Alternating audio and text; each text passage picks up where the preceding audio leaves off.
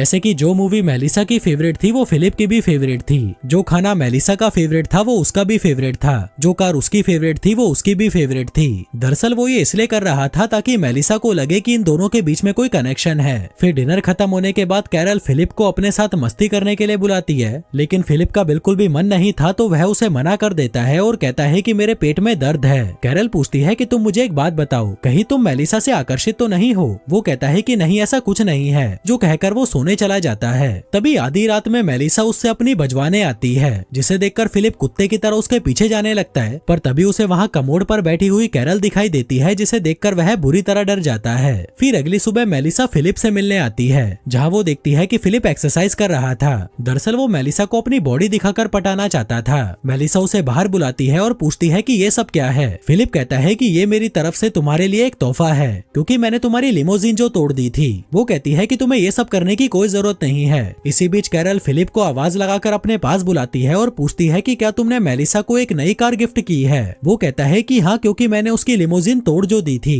वो कहती है कि तुम्हारे पास ये सब करने का टाइम है, जबकि मैं तुम्हें 100 बार बोल चुकी हूँ कि मेरा दरवाजा ठीक कर दो, पर तुम्हारे पास इसके लिए टाइम नहीं है। अब मुझे नहीं पता तुम इसे कैसे भी ठीक करो। आगे कैरल मेलिसा को अपनी शादी की फोटोज दिखाती है जो उसने खुद ड्रॉ की थी। मेलिसा पूछती है कि अगर तुम दोनों की शादी हो चुकी है तो तुम दोनों साथ में क्यों नहीं रहते? वो कहती है कि नहीं, मैं उसके साथ नहीं रह सकती, वो बहुत गंदा है। मैंने उसके साथ शादी सिर्फ धरती पर जनसंख्या को बढ़ाने के लिए की है। वहीं जब फिलिप दरवाजा ठीक कर रहा था तभी मेलिसा उसके पास आती है। वो कहती है कि मेरे पास एक जनरेटर है जिससे हम बियर को ठंडी करके पी सकते हैं, इसलिए तुम शाम को कैरल को लेकर मेरे घर पर आ जाना। लेकिन फिलिप अकेले ही उसके घर बियर पीने पहुंच जाता है और उसे कहता है कि कैरल की तबीयत खराब है इसलिए वो नहीं आ सकती, जबकि इसने कैरल को बताया ही नहीं था कि मेलिसा ने इनको बियर पीने के लिए इनवाइट किया है। फिर बातों के दौरान मेलिसा उसे बताती है कि मैं पिछले 2 सालों से किसी मर्द की तलाश में भटक रही हूँ, क्योंकि मुझे भी मजे करे काफी साल बीत चुके हैं। मेरी भी कुछ जरूरतें हैं जिन्हें मैं पूरा करना चाहती हूँ। फिलिप कहता है कि हाँ, मैं समझ सकता हूँ, ये सब नेचुरल है। मेलिसा कहती है कि मैं तुम दोनों के लिए बहुत खुश हूँ कि तुम दोनों साथ में हो। भले ही तुम दोनों में अनबन चलती रहती है, पर तुम दोनों साथ में तो हो, जिसकी मैं बहुत इज्जत करती हूँ। वहीं फिलिप उसे ये बताने के लिए तड़पा जा रहा था कि मैं कैरल से बिल्कुल भी खुश नहीं हूँ। मैं तो तुम्हारे जैसी किसी लड़की के साथ मजे करना चाहता था,